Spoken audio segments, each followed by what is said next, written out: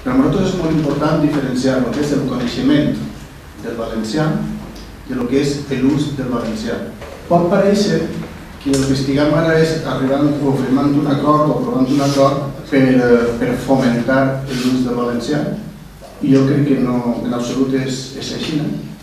És un tema salarial, és un tema retributiu, i és un tema que el que intenta és que els treballadors puguen mantenir un salari en un nivell determinat sense incrementar, conforme a dit, la massa salarial, i complint l'acord de s'utilitza el valencià com a bypass per a poder arribar a un objectiu que és, conforme a dit, mantenir unes nòmines en uns nivells determinats. L'altre dia en comissió informativa ho vaig dir. Si no tinguem en aquest moment sobre la taula un problema en el tema dels complements de productivitat, estaríem parlant del tema del valencià i del tema dels compromisos pendents del valencià? Jo me jugo en el 99% de possibilitats que no. Crec que torna a ser una mala jugada, un mal favor que li fem a la llengua, perquè, insistís, no estem primant que els funcionaris d'aquest Ajuntament utilitzen cada vegada més en parlar i en escriure, és a dir, complint allò que diu el reglament, que ja fa molts anys que es va aprovar, i per això estem primant-lo, no?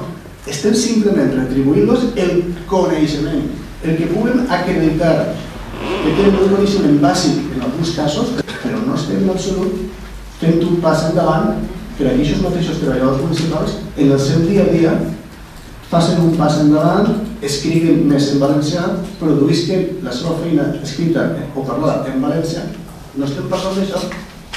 No estem parlant de complir adequadament allò que diu el reglament. Estem parlant d'altres coses. I aquestes altres coses són la necessitat d'adequar el tema retributiu en els llocs de treball. Si és això el que necessitem, modifiquem la relació de llocs de treball, però fent una revisió de cada un dels llocs i assignant uns nivells retributius adequats. No utilitzem la llengua com a moneda de canvi, torna a dir. Crec que no estem fent cap favor al valencià, perquè a partir d'ara els funcionaris cobraran una quantitat per un factor d'especial dificultat tècnica, que és retribuir el coneixement, en una zona valencianoparlant, per conèixer, torna a dir, el valencià. No estem parlant de l'àrab, del turc, del txec o d'una llengua complicadíssima. Estem parlant de completar el sou a final de mes. No estem parlant d'altra cosa. Nosaltres, estimant molt aquest tema, sent una peça molt important del nostre dia a dia, anem a abstindre'ns. No anem a votar en contra, però volem deixar molt clar que el punt important no se toca. El que se toca és una altra història que no té res a veure amb el tema del valencià.